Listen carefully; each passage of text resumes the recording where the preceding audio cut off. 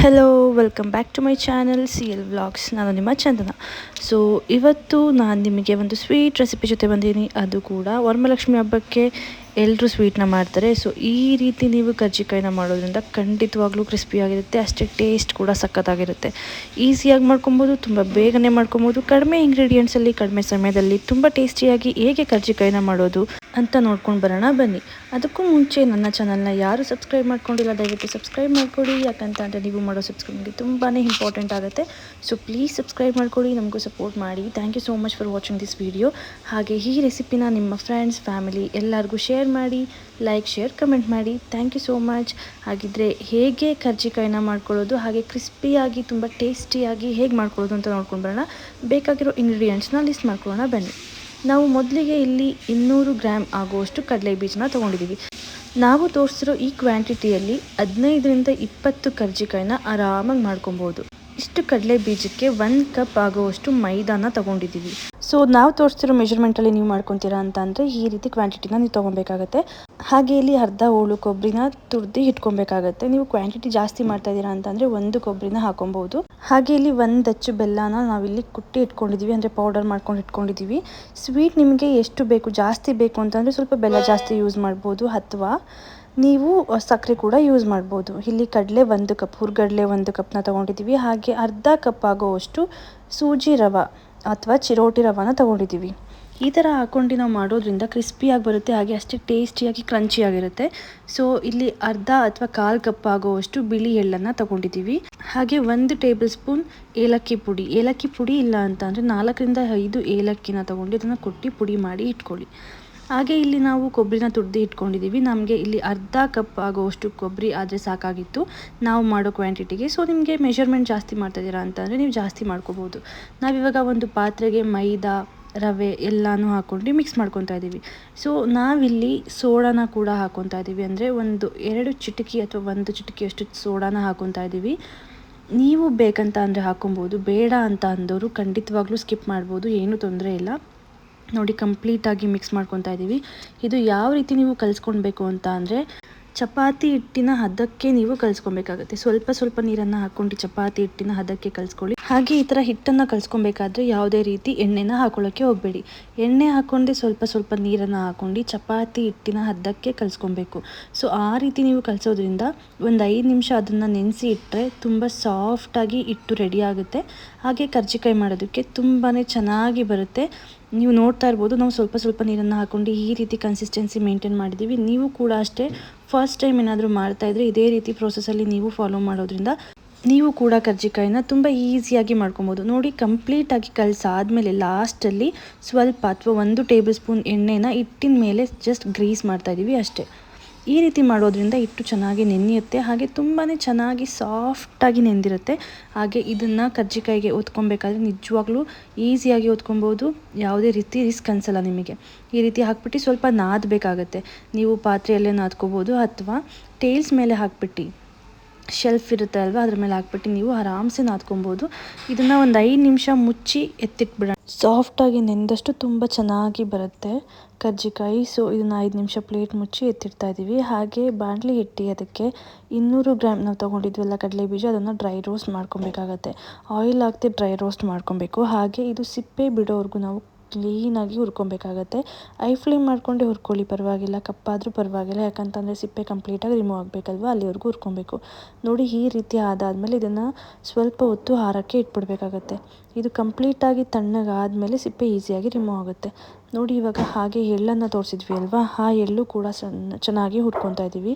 ಅಂದರೆ ಲೈಟಾಗಿ reddish colour ಬಂದರೆ ಸಾಕು, ತುಂಬಾ ಕಪ್ಪಾಗೋ ಅವಶ್ಯಕತೆ ಇಲ್ಲ. ನೋಡಿ ಇಷ್ಟು ಬಂದರೆ ಸಾಕು. ಇದನ್ನು ಕೂಡ ಸಪ್ರೇಟಾಗಿ ಎತ್ತಿಟ್ಕೊಂಡ್ಬಿಡೋಣ. ಈ ರೀತಿ ನಾವು ಎಳ್ಳನ್ನು ಹುರಿಯೋದ್ರಿಂದ ಕಹಿ ಅಂಶ ಕಮ್ಮಿ ಆಗುತ್ತೆ, ತುಂಬಾ ಚೆನ್ನಾಗಿರುತ್ತೆ ಫ್ಲೇವರ್ ಕೂಡ. ಹಾಗೆ ಅದೇ ಬಾಣಲಿಗೆ ಹುರ್ಗಡ್ಲೆನ ಹಾಕ್ಕೊಂಡು ಕೂಡ ಸ್ವಲ್ಪ ಒಂದು 5 ನಿಮಿಷ ಲೋ ಫ್ಲೇಮಲ್ಲಿ ಅಥವಾ ಮೀಡಿಯಮ್ ಫ್ಲೇಮಲ್ಲಿ ಡ್ರೈ ರೋಸ್ಟ್ ಮಾಡ್ಕೊಬೇಕಾಗತ್ತೆ. ಅದು ಕೂಡ ಅಷ್ಟೇ ಲೈಟಾಗಿ ಕಲರ್ ಚೇಂಜ್ ಆದರೆ ಸಾಕು. ಇದು ಕಂಪ್ಲೀಟಾಗಿ ಕಲರ್ ಚೇಂಜ್ ಆಗಬೇಕು ಅಂತ ಏನಿಲ್ಲ. ಯಾರಾದರೂ ಹೊಸ್ದಾಗಿ ನನ್ನ ಚಾನಲ್ನ ನೋಡ್ತಾ ಇದ್ದರೆ ದಯವಿಟ್ಟು ನನ್ನ ಚಾನಲ್ನ ಸಬ್ಸ್ಕ್ರೈಬ್ ಮಾಡ್ಕೊಳ್ಳಿ, ಯಾಕಂತಂದರೆ ನೀವು ಮಾಡೋ ಸಬ್ಸ್ಕ್ರೈಬ್ ನಮಗೆ ತುಂಬಾ ಇಂಪಾರ್ಟೆಂಟ್ ಆಗುತ್ತೆ. ಸೊ ಪ್ಲೀಸ್ ಸಬ್ಸ್ಕ್ರೈಬ್ ಮಾಡ್ಕೊಳ್ಳಿ, ಹಾಗೆ ನಮಗೆ ಸಪೋರ್ಟ್ ಮಾಡಿ. ಈ ವಿಡಿಯೋ ನಿಮಗೆ ಇಷ್ಟ ಆದರೆ, ಈ ರೆಸಿಪಿ ನಿಮಗೆ ಇಷ್ಟ ಆದರೆ ದಯವಿಟ್ಟು ಲೈಕ್, ಶೇರ್, ಕಮೆಂಟ್ ಮಾಡೋದನ್ನ ಮರಿಬೇಡಿ. ನೋಡಿ ಇಷ್ಟು ಇಷ್ಟು ಡ್ರೈ ರೋಸ್ಟ್ ಆದರೆ ಸಾಕಾಗುತ್ತೆ. ಇದನ್ನು ಕೂಡ ಒಂದು ಪ್ಲೇಟಿಗೆ ಎತ್ತಿಟ್ಕೊಳ್ಳೋಣ. ಇವಾಗ ನಾವು ಕಡಲೆ ಬೀಜ ಸಿಪ್ಪೆನ ಕಂಪ್ಲೀಟಾಗಿ ಬಿಡಿಸಿಟ್ಕೊಂಡು ಬಂದಿದ್ದೀವಿ. ಹಾಗೆ ಅದೇ ಕಡಲೆ ಬೀಜಕ್ಕೆ ನಾವು ಹುರ್ಗಡ್ಲೆನ ಕೂಡ ಹಾಕೊಬೇಕಾಗತ್ತೆ. ಇವಾಗ ಜಸ್ಟ್ ಹುರ್ಕೊಂಡು ಬಂದ್ವಿ ಅಲ್ವಾ, ಆ ಹುರ್ಗಡ್ಲೆನ ಹಾಕೊಬೇಕಾಗತ್ತೆ. ಹಾಗೆ ಸ್ವೀಟಿಗೆ ತಕ್ಕಷ್ಟು ಬೆಲ್ಲ. ಸೊ ಇಲ್ಲಿ ನೀವು ಅರ್ಧ ಬೆಲ್ಲ ಅರ್ಧ ಸಕ್ಕರೆನ ಕೂಡ ಯೂಸ್ ಮಾಡ್ಬೋದು, ಸಕ್ಕರೆ ಇಷ್ಟ ಇರೋರು. ಇಲ್ಲಾಂದರೆ ಬೆಲ್ಲನೇ ಸಾಕು ಅಂದವರು 1 ಕಪ್ ಆಗುವಷ್ಟು ಬೆಲ್ಲನ ಕೂಡ ಯೂಸ್ ಮಾಡ್ಬೋದು. ಸೊ ಇವಾಗ ಇದಕ್ಕೆ ನಾವು ಏಲಕ್ಕಿ ಪೌಡರ್ನ ಸೇರಿಸ್ಕೊತಾ ಇದ್ದೀವಿ. 1 ಟೇಬಲ್ ಸ್ಪೂನಷ್ಟು ಏಲಕ್ಕಿ ಪೌಡರ್ನ ಸೇರಿಸ್ಕೊತಾ ಇದ್ದೀವಿ. ಕಂಪ್ಲೀಟಾಗಿ ಮಿಕ್ಸ್ ಮಾಡಿ ಅದನ್ನು ಜಸ್ಟ್ 1 ರೌಂಡ್ ಮಿಕ್ಸಿ ಮಾಡ್ಕೊಂಡು ಬರ್ತಾಯಿದ್ದೀವಿ. ನೋಡಿ, ಈ ಥರ 1 ರೌಂಡ್ ಮಿಕ್ಸಿ ಮಾಡಿದ್ರೆ ಸಾಕು. ಕಂಪ್ಲೀಟಾಗಿ ಈ ಥರ ಪೌಡರ್ ಥರ ಆಗುತ್ತೆ. ಈ ಥರ ಪೌಡ್ರ್ ಆದರೆ ಸಾಕು, ಹೂರಣಕ್ಕೆ ರೆಡಿ ಆಗುತ್ತೆ. ಇವಾಗ ನಾವು ಇದನ್ನು ಒಂದು ಪಾತ್ರೆಗೆ ಸೇರಿಸ್ಕೊಂಡು ಅದಕ್ಕೆ ತುರಿದಿಟ್ಕೊಂಡಿದ್ವಲ್ವ ಆ ಕೊಬ್ಬರಿನ ಹಾಕೊತಾ ಇದ್ದೀವಿ. ಹಾಗೆ ಇಲ್ಲಿ ಎಳ್ಳನ್ನು ಕೂಡ ಹಾಕೊತಾ ಇದ್ದೀವಿ. ಹುರಿದು ಎತ್ತಿಟ್ಕೊಂಡಿದ್ದ ಎಳ್ಳನ್ನು ಕೂಡ ಮಿಕ್ಸ್ ಮಾಡ್ಕೊತಾ ಇದ್ದೀವಿ ಕೊಬ್ಬರಿ ಜೊತೆ. ಸೊ ಈ ಎಲ್ಲ ಮಿಶ್ರಣನ ನಾವು ಕೈಯಲ್ಲಿ ನೀಟಾಗಿ ಮಿಕ್ಸ್ ಮಾಡೋದ್ರಿಂದ ಕಂಪ್ಲೀಟಾಗಿ ತುಂಬ ಟೇಸ್ಟಿಯಾಗಿ ಹೂರಣ ರೆಡಿ ಆಗುತ್ತೆ. ನಿಜ ಹೇಳ್ತೀನಿ, ಈ ರೀತಿ ನೀವು ಮಾಡೋದ್ರಿಂದ ಖಂಡಿತವಾಗ್ಲೂ ಹೂರಣ ಲೈಟ್ ಸ್ವೀಟಲ್ಲಿರುತ್ತೆ, ಹಾಗೆ ಮೈಲ್ಡ್ ಆಗಿರುತ್ತೆ. ಹೆವಿ ಸ್ವೀಟ್ ಅಂತ ಅನಿಸಲ್ಲ, ತುಂಬಾ ಚೆನ್ನಾಗಿರುತ್ತೆ, ಎಲ್ಲ ಮ್ಯಾನೇಜಬಲ್ ಆಗಿರುತ್ತೆ. ಸೊ ನೀವು ಕೂಡ ಇದೇ ರೀತಿ ಟ್ರೈ ಮಾಡಿ ಹೇಗಿತ್ತು ಅಂತ ಕಾಮೆಂಟ್ ಸೆಕ್ಷನಲ್ಲಿ ತಿಳಿಸಿ. ನೋಡಿ, ಇವಾಗ ಹಿಟ್ಟನ್ನು ನೆನೆಯೋಕೆ ಇಟ್ಟಿದ್ವಿ ಅಲ್ವಾ, ಅದು ಕಂಪ್ಲೀಟಾಗಿ ಸಾಫ್ಟಾಗಿ ನೆಂದಿದೆ. ನೋಡಿ, 5 ನಿಮಿಷ ಬಿಟ್ಟರೆ ಸಾಕು, ಕಂಪ್ಲೀಟ್ ಸಾಫ್ಟಾಗಿರುತ್ತೆ ಹಿಟ್ಟು. ಇವಾಗ ಇದನ್ನು ಈ ರೀತಿ ಸಣ್ಣ ಸಣ್ಣದಾಗಿ ಉಂಡೆ ಮಾಡ್ಕೋಬೇಕು. ಎಷ್ಟು ಸಣ್ಣ ಸಣ್ಣದಾಗಿ ಅಂತಂದರೆ ಗುಲಾಬ್ ಜಾಮೂನಲ್ಲಿ ಮಾಡ್ಕೊತೀರಲ್ವ, ಅಷ್ಟು ಸಣ್ಣ ಸಣ್ಣದಾಗಿ ಉಂಡೆನ ಮಾಡ್ಕೊಬೇಕಾಗತ್ತೆ. ಇವಾಗ ನಾವು ಇದನ್ನು ಲಟ್ಟಿಸ್ಕೊಬೇಕು. ಈ ಉಂಡೆನ ಲಟ್ಟಿಸ್ಕೊಬೇಕಾಗತ್ತೆ. ಸೊ ನೀವು ಉಂಡೆ ಯಾವ ರೀತಿ ಲಟ್ಟಿಸ್ಕೊಬೇಕಂತಂದರೆ ತುಂಬ ತೆಳುವಾಗಿಯೇ ಲಟ್ಟಿಸ್ಕೊಳ್ಳಿ. ಯಾಕಂತಂದರೆ ನಿಮಗೆ ಕರ್ಜಿಕಾಯಿ ತುಂಬ ಕ್ರಿಸ್ಪಿಯಾಗಿ ಬರಬೇಕು ಅಂತಂದರೆ ತೆಳುವಾಗಿ ಲಟ್ಟಿಸ್ಕೊಬೇಕಾಗತ್ತೆ. ನೋಡ್ಬೋದು, ಕೆಳಗಡೆ ಸ್ವಲ್ಪ ಹಿಟ್ಟನ್ನು ಹಾಕ್ಕೊಂಡು ಈ ಥರ ನಾವು ಲಟ್ಟಿಸ್ಕೊತಾ ಇದ್ದೀವಿ. ಈ ರೀತಿ ಲಟ್ಟಿಸ್ಕೊಳ್ಳೋದ್ರಿಂದ ನಮಗೆ ಅಂಟಲ್ಲ, ಹಿಟ್ಟೆಲ್ಲ ಕಂಪ್ಲೀಟಾಗಿ ಅಂಟಲ್ಲ. ಹಾಗೆ ತುಂಬ ಈಸಿಯಾಗಿ ಈ ಥರ ಫ್ಲಿಪ್ ಮಾಡ್ಕೊಂಡು ಲಟ್ಟಿಸ್ಕೊಬೋದು. ಸೊ ತುಂಬಾ ಟೇಸ್ಟಿಯಾಗಿರುತ್ತೆ. ವರಮಹಾಲಕ್ಷ್ಮಿ ಹಬ್ಬಕ್ಕೆ ಸ್ವೀಟ್ ಮಾಡಬೇಕು ಅಂತ ಇರೋರು ಈ ರೀತಿ ಪ್ರೊಸೀಜರಲ್ಲಿ ನೀವು ಫಾಲೋ ಮಾಡಿಕೊಂಡ್ರೆ ಖಂಡಿತವಾಗ್ಲೂ ಇಷ್ಟಪಡ್ತೀರಾ. ನೋಡಿ, ಇವಾಗ ಕರ್ಜಿಕಾಯಿ ಮಾಡೋದಕ್ಕೆ ನಾವು ಆ ಫಿಲ್ಲರ್ಗೆ ಸ್ವಲ್ಪ ಎಣ್ಣೆನ ಹಾಕ್ಕೊತಾ ಇದ್ದೀವಿ, ಬೇಸಿಗೆ ಎಣ್ಣೆನ ಹಾಕ್ಕೊತಾ ಇದ್ದೀವಿ. ಹಾಗೆ ಇಲ್ಲಿ ಒತ್ತಿಟ್ಟಿದ್ವಿ ಅಲ್ವಾ, ಅದನ್ನು ಕೂಡ ಅದ್ರ ಮೇಲೆ ಹಾಕ್ಕೊಂಡು ಲೈಟಾಗಿ ಬೆಂಡ್ ಮಾಡ್ಕೊಂಡು ಅದಕ್ಕೆ ಹೂರಣನ ಫಿಲ್ ಮಾಡ್ಕೊತಾ ಇದ್ದೀವಿ. 1 ಟೇಬಲ್ ಸ್ಪೂನ್ ಹೂರಣ ಆದರೆ ಸಾಕಾಗುತ್ತೆ. ಹಾಗೆ ಎಡ್ಜಲ್ಲಿ ತಣ್ಣೀರನ್ನು ಹಾಕ್ಕೊತಾ ಇದ್ದೀವಿ. ಯಾಕಂತ ಅಂದರೆ ಅದು ಅಂಟಬಾರ್ದು, ಅಲ್ಲಿ ಬ್ರೇಕ್ ಆಗಬಾರ್ದು ಅನ್ನೋ ರೀಸನ್ಗೆ ಲೈಟಾಗಿ ಎಡ್ಜ್ಗಳಲ್ಲಿ ತಣ್ಣೀರು ಹಾಕ್ಕೊಂಡು ನೀಟಾಗಿ ಪ್ರೆಸ್ ಮಾಡೋದ್ರಿಂದ ಕಂಪ್ಲೀಟಾಗಿ ತುಂಬಾ ಚೆನ್ನಾಗಿ ಬರುತ್ತೆ. ನಾನು ತೋರಿಸ್ಕೊಂಡು ಕೊಟ್ಟಿರೋ ರೀತಿಯೇ ನೀವು ಮಾಡಬೇಕು. ಆವಾಗ ಎಲ್ಲೂ ಕೂಡ ಅದು ಬಿಟ್ಕೊಳಲ್ಲ.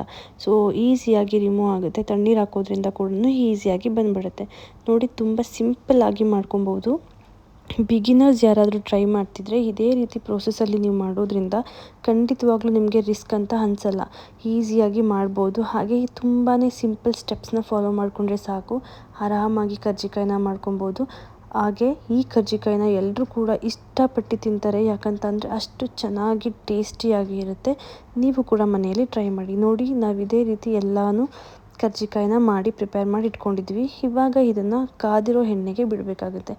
ನೀವು ಮೀಡಿಯಮ್ ಫ್ಲೇಮಲ್ಲಿ ಇಟ್ಕೊಂಡು ನೀಟಾಗಿ ಅದನ್ನು ರೋಸ್ಟ್ ಮಾಡ್ಕೊಬೇಕು, ಚೆನ್ನಾಗಿ ಎಣ್ಣೆಯಲ್ಲಿ ಬೇಯಿಸಬೇಕು. ನಾವಿಲ್ಲಿ ರವೆ ಎಲ್ಲ ಹಾಕಿರೋದ್ರಿಂದ ಕ್ರಿಸ್ಪಿಯಾಗಿ ಚೆನ್ನಾಗಿ ಬೆಂದೋಗ್ಬಿಡುತ್ತೆ. ನೀವು ನೋಡ್ತಾ ಇರ್ಬೋದು, ನೋಡಿ ಇಲ್ಲಿ ಎಷ್ಟು ಚೆನ್ನಾಗಿ ಬೇಯ್ತಿದೆ ಅಂತ. ಹಾಗೆ ಹೈ ಫ್ಲೇಮ್ ಮಾಡ್ಕೊಂಡು ನೀವು ಮರ್ತು ಬಿಟ್ರಿ ಅಂತ ಅಂದರೆ ಸಿದೋಗೋ ಚಾನ್ಸಸ್ ಇರುತ್ತೆ. ಸೊ ಮೀಡಿಯಮ್ ಫ್ಲೇಮಲ್ಲಿ ಇಟ್ಕೊಂಡು ಇದನ್ನು 1 ಸ್ಪೂನ್ ಯೂಸ್ ಮಾಡ್ಕೊಂಡು ಈ ಥರ ಮರ್ಚ್ ಹಾಕ್ಕೊಬೇಕಾಗ್ತಾ ಇರುತ್ತೆ. ಸೊ ಈಸಿಯಾಗಿ ತುಂಬ 5ರಿಂದ 10 ನಿಮಿಷದಲ್ಲಿ ಚೆನ್ನಾಗಿ ಬೆಂದೋಗ್ಬಿಡುತ್ತೆ. ನೀವು ಗೊತ್ತಾಗುತ್ತೆ, ಒಂದು ಬ್ರೌನಿಷ್ ಕಲರ್ ಬಂದಿದ ತಕ್ಷಣ ಅದನ್ನು ನೀವು ಬೇರೆ ಪಾತ್ರೆಗೆ ಶಿಫ್ಟ್ ಮಾಡ್ಕೊಬೋದು. ತುಂಬಾ ಸಕ್ಕತ್ತಾಗಿರುತ್ತೆ, ಖಂಡಿತವಾಗ್ಲೂ ಎಲ್ಲರೂ ಇಷ್ಟಪಡ್ತಾರೆ. ನೀವು ಕೂಡ ಈ ರೀತಿ ಕರ್ಜಿಕಾಯಿನ ಮಾಡಿ ನೋಡಿ, ಎಲ್ಲರೂ ಇಷ್ಟಪಡ್ತೀರಾ, ಹಾಗೆ ಚೆನ್ನಾಗಿ ತಿಂತೀರಾ ಕೂಡ. ಸೊ ಇವತ್ತು ಹೇಳಿಕೊಟ್ಟ ಈ ರೆಸಿಪಿ ನಿಮಗೆ ಖಂಡಿತವಾಗ್ಲೂ ಇಷ್ಟ ಆಗಿದೆ ಅಂತ ಅಂದ್ಕೊತೀನಿ. ಇಷ್ಟ ಆಗಿದ್ರೆ ಏನು ಮಾಡಬೇಕು ಅಂತ ಗೊತ್ತಲ್ಲ. ಸೊ ದಯವಿಟ್ಟು ಲೈಕ್, ಶೇರ್, ಕಮೆಂಟ್ ಮಾಡಿ. ಹಾಗೆ ಸಬ್ಸ್ಕ್ರೈಬ್ ಮಾಡೋದನ್ನ ಮರಿಬೇಡಿ. ಯಾಕಂತಂದರೆ ನೀವು ಮಾಡೋ ಸಬ್ಸ್ಕ್ರೈಬ್ಗೆ ಮೋಟಿವೇಟ್ ಆಗಿ ಖಂಡಿತವಾಗ್ಲೂ ಇನ್ನೂ ಒಳ್ಳೊಳ್ಳೆ ವೀಡಿಯೋಸ್ನ ಅಪ್ಲೋಡ್ ಮಾಡ್ತೀವಿ. ನೋಡಿ, ಇಷ್ಟು ಬೆಂದರೆ ಸಾಕು, ಕ್ರಿಸ್ಪಿಯಾಗಿರುತ್ತೆ, ತುಂಬಾ ಚೆನ್ನಾಗಿರುತ್ತೆ. ಇದನ್ನು ನಾವು ಒಂದು ಬೇರೆ ಪ್ಲೇಟಿಗೆ ಶಿಫ್ಟ್ ಮಾಡ್ಕೊತೀವಿ. ನಿಮಗೆ ತೋರಿಸ್ತೀನಿ ಎಷ್ಟು ಕ್ರಿಸ್ಪಿಯಾಗಿ ಎಷ್ಟು ಸಕ್ಕತ್ತಾಗಿ ಬರುತ್ತೆ ಅಂತ. ನೋಡಿದ್ರಿ ಅಲ್ಲ, ಎಷ್ಟು ಚೆನ್ನಾಗಿ ಕಾಣಿಸ್ತಿದೆ ಕರ್ಜಿಕಾಯಿ ಅಂತ. ಇಷ್ಟೇ ಸಿಂಪಲ್. ಇದೇ ರೀತಿ ನೀವು ಪ್ರೋಸೆಸ್ನ ಫಾಲೋ ಮಾಡ್ತು ಅಂತ ಅಂದರೆ ಖಂಡಿತವಾಗ್ಲೂ ನಿಮಗೆಲ್ಲೂ ರಿಸ್ಕ್ ಅಂತ ಅನಿಸಲ್ಲ.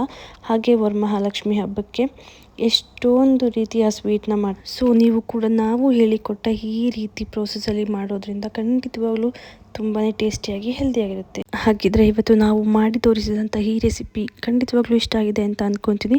ಇಷ್ಟ ಆಗಿದ್ರೆ ಏನು ಮಾಡಬೇಕು ಅಂತ ಗೊತ್ತಲ್ಲ. ಸೊ ಪ್ಲೀಸ್ ಸಬ್ಸ್ಕ್ರೈಬ್ ಮಾಡ್ಕೊಳ್ಳಿ, ಹಾಗೆ ನಮಗೆ ಸಪೋರ್ಟ್ ಮಾಡಿ. Thank you so much for watching this video.